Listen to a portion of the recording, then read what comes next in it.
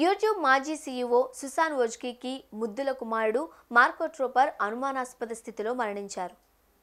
ఇది సహజ మరణమా లేదంటే మరేదైనా కారణమా అన్న కోణంలో కాలిఫోర్నియా పోలీసులు దర్యాప్తు చేస్తున్నారు.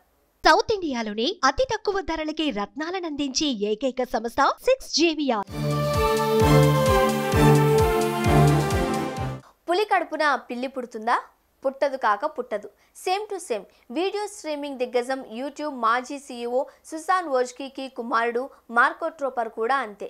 19 ఏళ్ల వయసున్న ఈ కుర్రాడు గణితంలో అవ్యాజ్యమైన ప్రతిభా పాఠవాలను ప్రదర్శిస్తూ తన చదువుల పర్వాన్ని కొనసాగించేవాడు. ప్రస్తుతం ఈ యువకుడు నార్థన్ కాలిఫోర్నియాలోని యూనివర్సిటీ ఆఫ్ కాలిఫోర్నియాకు చెందిన హాస్టల్లో ఉంటూ చదువుకుంటున్నారు.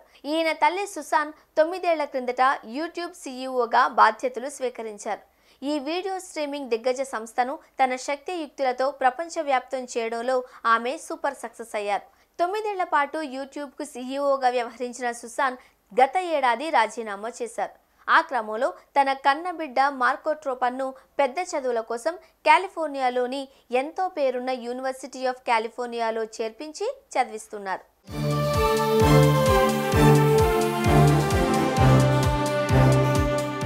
ఓ మంచి యువకుడిగా గణితంలో టాపర్గా పేరు ప్రఖ్యాతులు పొందుతూ చక్కగా చదువుకుంటున్న ఈమె కన్నబిడ్డ మార్కో మంగళవారం నాడు క్లార్కర్ క్యాంపస్లోని అతని గెస్ట్ హౌస్లో విగతజీవిగా పడి ఉండడాన్ని హాస్టల్ నిర్వాహకులు గమనించారు.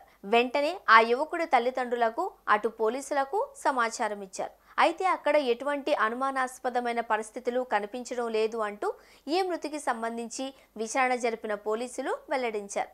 మరోవైపు తన మనవడు ఓ అద్భుతమైన గణిత మేధావి అవుతాడని తామంతా కలలు కంటున్న వేళ ఇలాంటి ఘోరం వినాల్సి వస్తుందని వేసమెత్తు కూడా ఊహించలేదంటూ మృతుడి నాయనమ్మ ఎస్తెర్ వోజ్కీకి కన్నీటి పర్యంతమయ్యారు.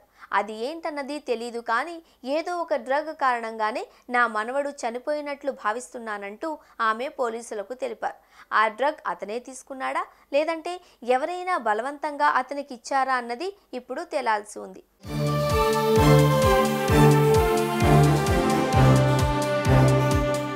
మొత్తానికి అనుమానాస్పద స్థితిలో మరణించిన ఈ యువకుడి మృతికి కారణాలను విశ్లేషించేందుకు కాలిఫోర్నియా పోలీసులు ప్రత్యేకంగా టీంలను ఏర్పాటు చేసింది.